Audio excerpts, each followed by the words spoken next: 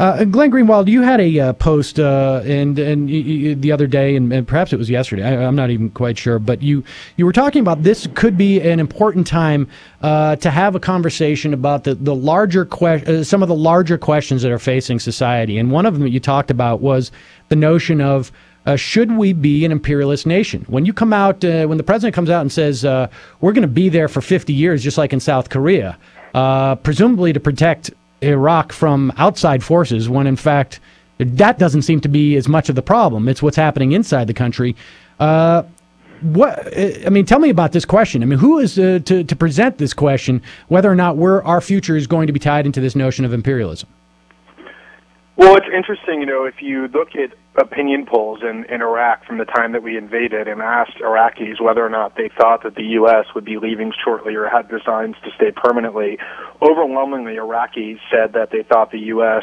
had designs to stay permanently because they saw things such as the creation and building of permanent military bases and the construction of a so-called embassy, which looks like, the most fortified military fortress on the planet, and didn't believe that the U.S. really was invading in order to bring freedom and democracy to Iraq, but had strategic designs instead as to what was motivating them to do so. And I think Americans now are slowly coming around to realize that, in fact, that is part of our motivation in why we invaded Iraq, and not just Iraq, but that we have designs to change governments or shape events beyond Iraq as well in the greater Middle East, and that this is a long-term commitment.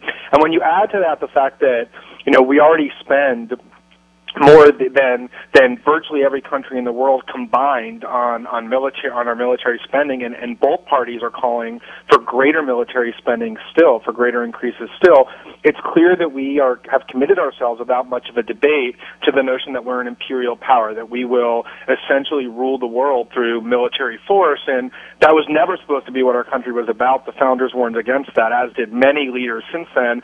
And whether or not that's really what we want to do or can continue to do it is a debate that's long overdue.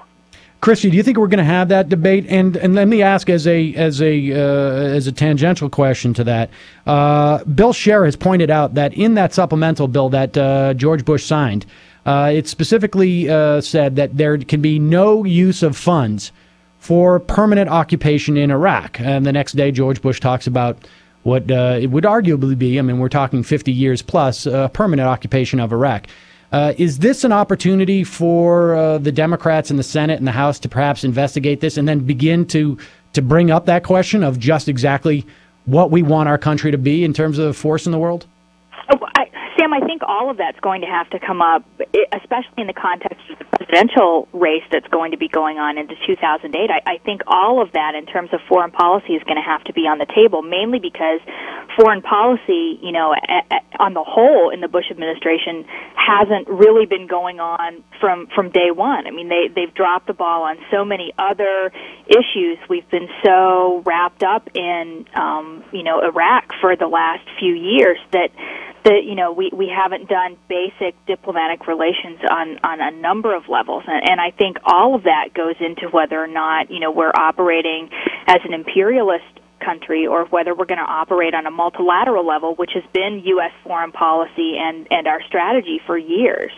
And I think that discussion, Zbigniew Brzezinski has a great book out regarding that right now. If you haven't read it, I'd suggest any of the listeners that haven't read it do. And it addresses that very issue. And I think all of the presidential candidates on both sides of the aisle are going to have to address that. All right, we got to take a break. We're talking to Glenn Greenwald, Dr. Ron Daniels, and Christy Hardin Smith.